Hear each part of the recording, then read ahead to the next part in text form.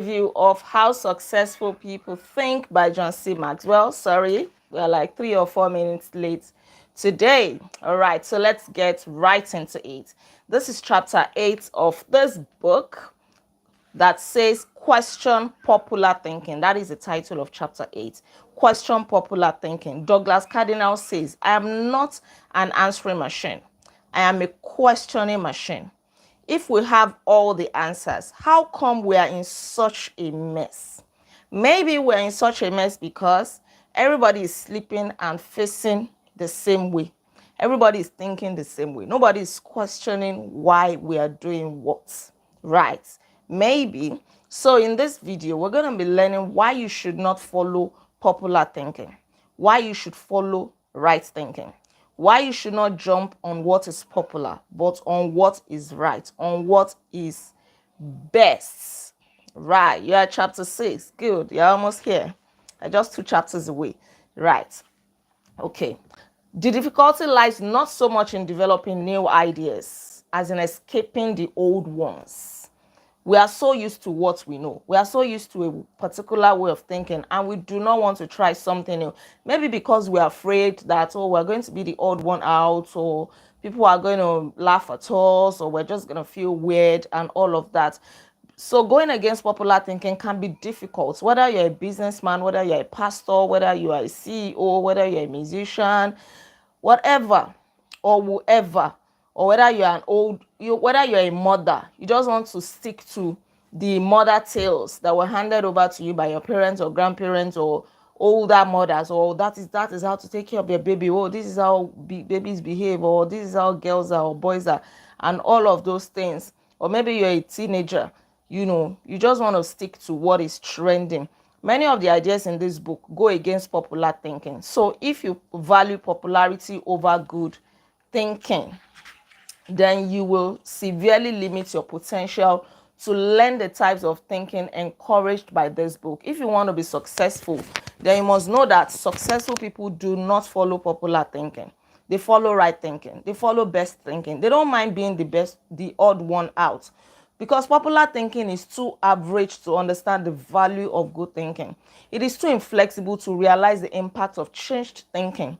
Popular thinking is too lazy to master the process of intentional thinking. It is too small to see the wisdom of big picture thinking. It is too satisfied to unleash the potential of focused thinking. It is too traditional to discover the joy of creative thinking. Popular thinking is too naive to recognize the importance of realistic thinking. It is too undisciplined to release the power of strategic thinking. It is too limiting to feel the energy of possibility thinking. It is too trendy to embrace the lessons of reflective thinking. Popular thinking is too shallow to question the acceptance of popular thinking. It is too proud to encourage the participation of shared thinking. Popular thinking is too self-absorbed to experience the satisfaction of unselfish thinking. And it is too uncommitted to enjoy the return of bottom line thinking. If you are a popular thinker, then it means that you are very lazy to think. You are mentally lazy. You just want to do what is convenient, what is easy. So if you want to become a good thinker, then start preparing yourself for the possibility of becoming unpopular. You won't mind whether somebody laughs at you. You will not mind whether you are weird. You will not mind whether you are the odd one out. You will do what you know is right and best for you. So why should you why should you question the acceptance of popular thinking? Popular thinking sometimes means not thinking. It means that you're not thinking at all. You're just following the crowd. Okay, that's how they do it. Let's do it. Oh, is that the way it is? Okay, let's take it like that. The problem with popular thinking is that it doesn't require you to think at all. Good thinking is hard work. So, Joy,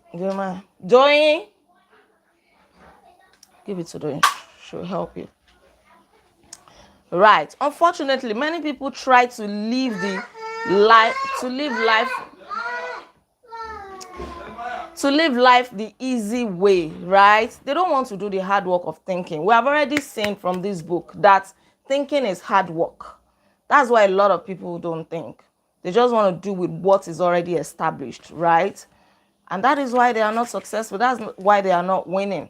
Because if you are doing what everybody is doing, then what is unique about you?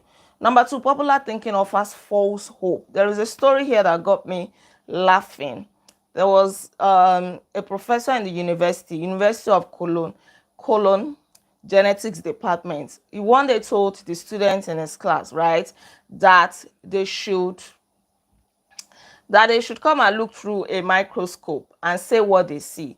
So one boy looked through the microscope and he said that, oh, he couldn't see anything, because his nearsightedness did not allow him to see.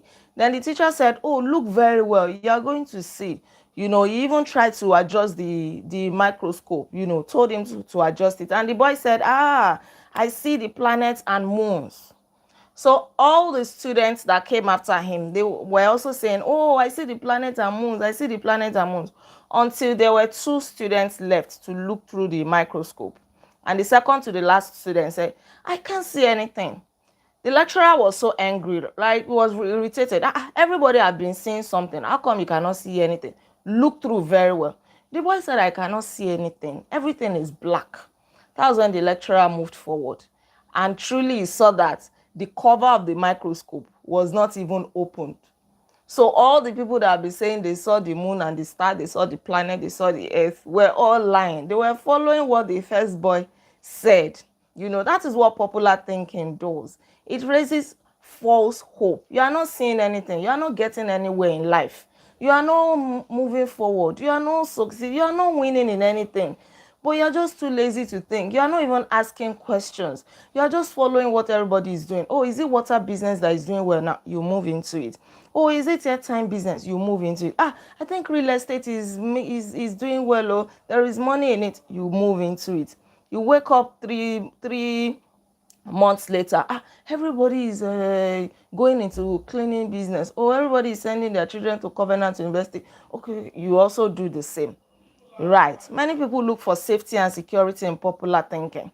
If most people accept it, it probably represents fairness, equality, compassion, and sensitivity. So we think that if everybody accepts something, that means that thing is right. It is not. It is not always so. It is not always. Don't look for safety. Sometimes, before you can become an unpopular thinker, it requires you to painstakingly do so. You come out of what is convenient. Popular thinking is slow to embrace change. You hold tightly onto what you know, what you have, the way you have always been doing it. As it was, so shall it be, so shall it always be. You don't even question why it is so. Some of the traditions that are in our places of work today, they used to be fantastic. Of course, they were somebody's innovation. But now, are they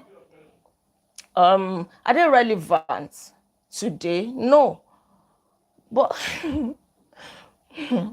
yeah, but because it is tradition, we want to continue. We don't want to change the status quo. Popular thinking brings only average results. Popular equals normal.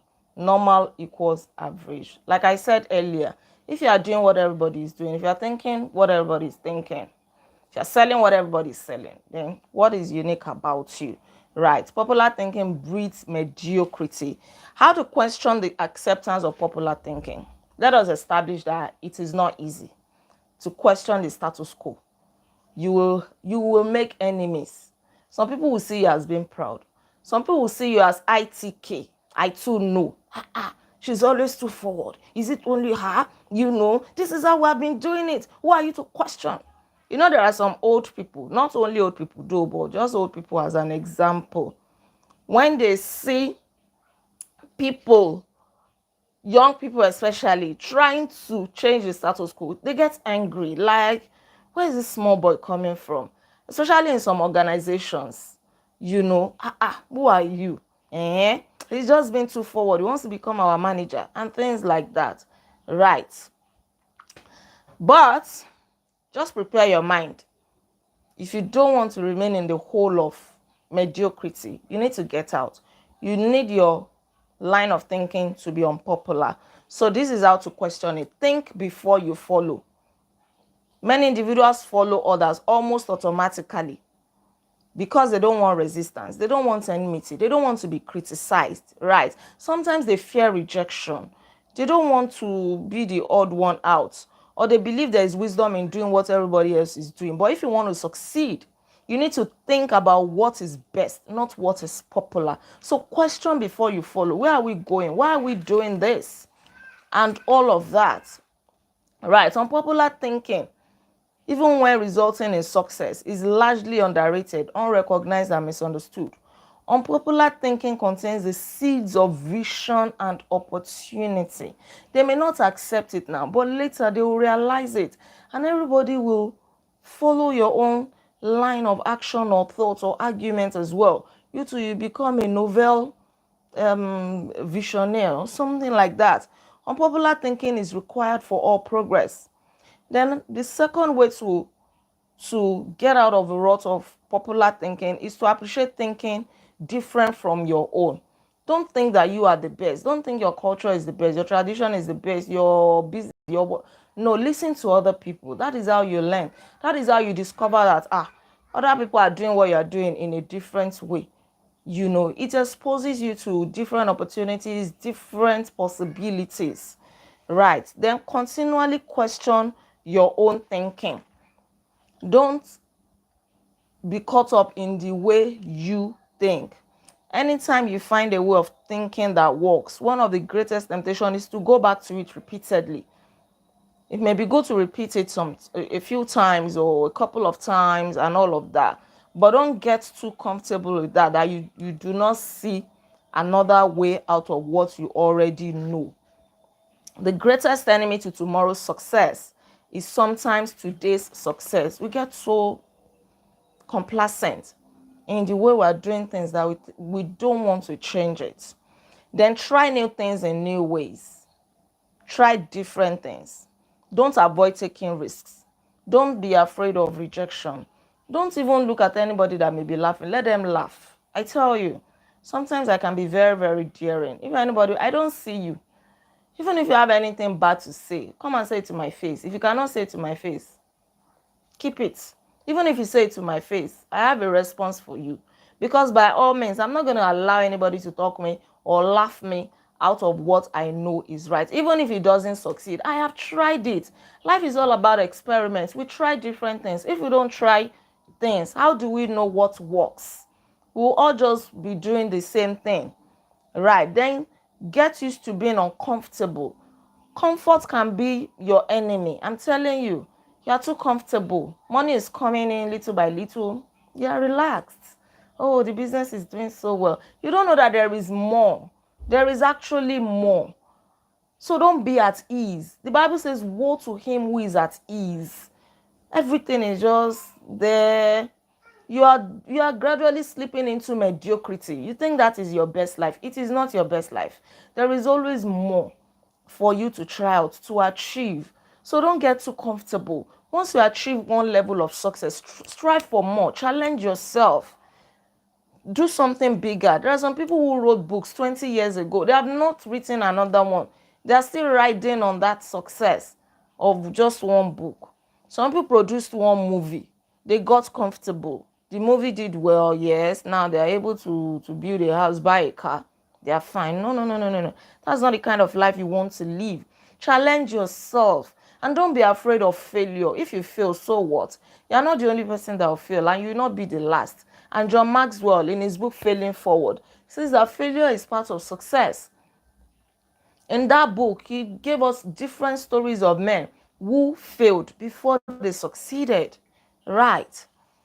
So don't, if you want to reject popular thinking in order to embrace achievement, you have to get used to being uncomfortable. Don't be too comfortable. There is always more. In closing, I'm going to read this last part. If you embrace unpopular thinking and make decisions based upon what works best and what is right, rather than what is commonly accepted, know this: in your early years, you won't be as wrong as people think you are.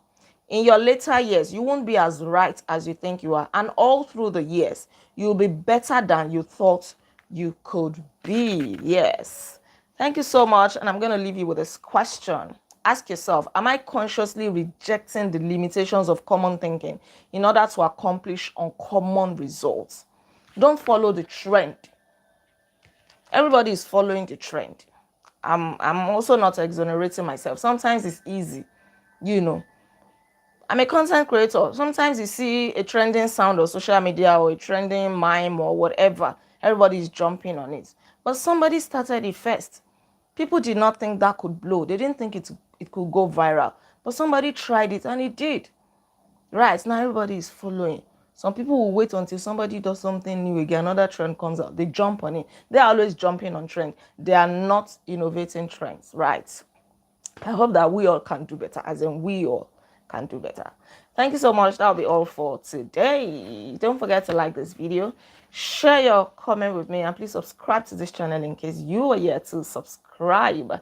I remain Olaide Agbaje, also known as First Lady, and on this channel, I inspire you to live intentionally.